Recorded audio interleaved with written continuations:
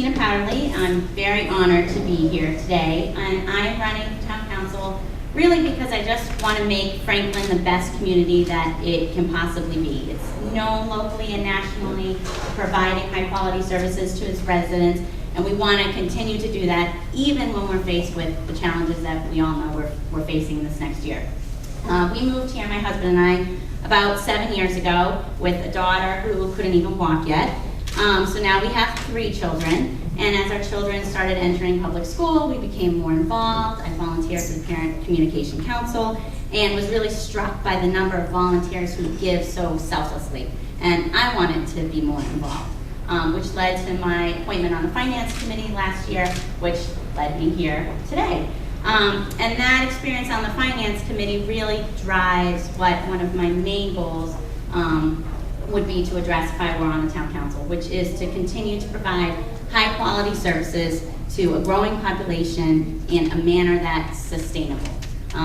We have been trying to deal with our declining state aid and our growing expenses against shrinking revenue, and we've been doing it every year, but it's not sustainable. And we have to address it, long term and short term.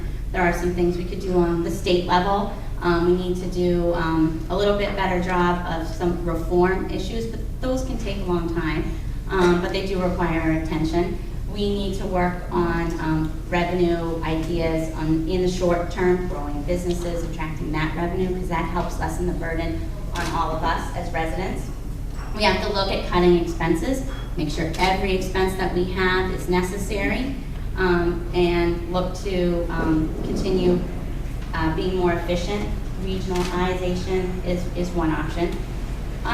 And we also have to make sure that we're very vigilant about helping those who may be struggling under a tax burden to access the services that might give assistance. Now, I want to just talk a little bit about the elephant in the room for a moment. When we talk about the budget deficit, there's always a lot of focus on the schools, and there's always a lot of focus on the average tax burden of a citizen. And the average tax burden is not meaningful, I know, to folks who are living on a fixed income and have the same problem that our town has, which is revenues that do not cover the growing expenses.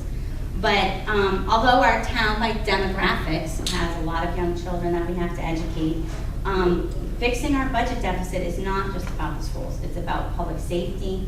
It's about safe streets, safe social gathering spaces for all of us. It's about clean water. It's about police and fire. The police haven't added a new staff member in almost 10 years. So it's really about the community as a whole and not just one piece of the pie. So in closing, I just want to say I did not ever imagine I would be standing up here before you. I am the daughter of an Army pilot, so we moved all the time. So when I say that I found a hometown, that's very meaningful to me. So I'm committed to Franklin. It's the hometown that I want to be in for the rest of my life, that I hope my children will raise their families in. And I feel like I've learned a lot, but I know there's a lot more to accomplish. And I hope that you'll give me that opportunity to work for you. Thank you.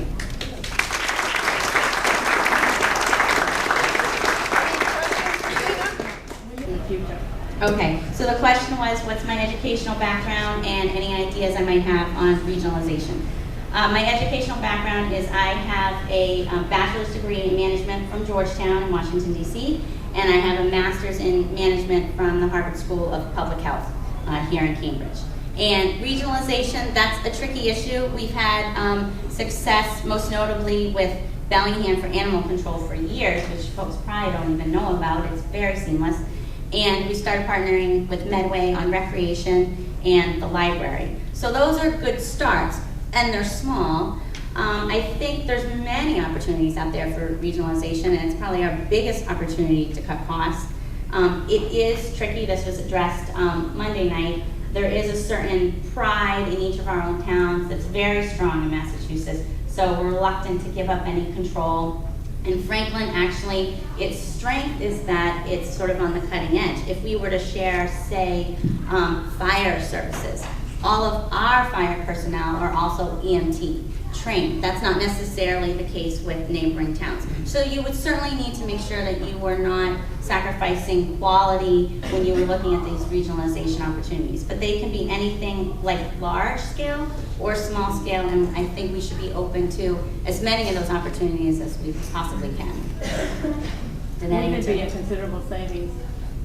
Would there be a considerable? Regionalization. It depends what you're talking about. When you're talking about the library or the recreation actually is making money for us. The recreation department is totally self-sustaining. The library, it depends what you say large money, but frankly in this time, every dollar counts. So if it's $100,000, frankly that covers a couple teachers' salary, that covers most of the senior center budget that's not covered already by grants. So I think even if it's small, we should examine it. So the question was sort of the very real, very standard question I hear from a lot of people, which is it appears that we're talking about cutting expenses, but the town hasn't. And that what we're really doing is spending, and then we ask for an override to cover the spending to raise our taxes. And that seems to be the perception out there. And I can understand why that would seem to be the perception. A couple of the items you mentioned I want to specifically address. So things like the turf field or the fire station. These items actually all occurred without raising our taxes. So this is very important to remember. Franklin has a policy in place where our debt, what we pay for our debt, say the mortgage you pay on your home or your car payment, is kept at a certain level. And it's been at that level about no bigger than 3.5% of our budget. It's kept at that level and doesn't go above it. And we have planned, and this was before my time, but there's a plan in place to know that, say, when one car is paid off, you can take debt for another project, and we follow that so that the impact on the budget is never more than that 3.5%. So if you were making $50,000 in a year, that's saying that all of your credit card, mortgage, car payments is no more than $150 a month. So it's pretty conservative. It's actually not very much. And because of that plan, the turf fields, that debt had nothing to do with our taxes. That debt went out to market. We got that money from other people, paid off the debt within, over a period of years, within that line item. Now, we have obviously gone to voters for overrides, and that actually is part of the bigger problem, which is when your revenue can only grow by 2.5%. So the raise that you get from your employer only is 2.5%, but your health care costs went up, and your pension costs go up. As a town, we have to pay into pension. And your electricity bill goes up, and those all go up by more than 2.5%, you get stuck, and you need to find more revenue or cut expenses. And that's where the rub is.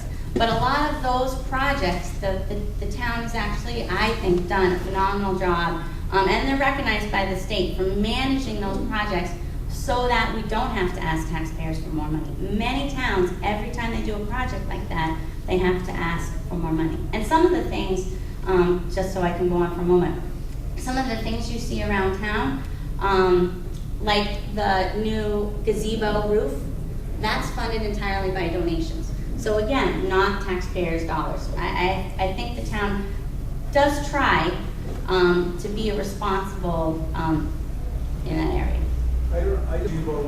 We're going to get a loan, basically. So it's like taking a mortgage out for your home. So when the town puts out a bond, which we are able to get, we have to pay interest on the bond. Okay, so just like you take out your mortgage, you pay interest on your mortgage. And sometimes you get a really good rate on your mortgage, and sometimes you don't. Well, one of Franklin's strengths is because of its bond rating, because of its financial stability, we pay very little interest on that money that we borrow. And that interest is what we pay every month, just like we would pay in our individual lives for our mortgage or our car payments. That's what we pay. And that's how you're able to get a big chunk of change to redo turf fields without having to raise taxes.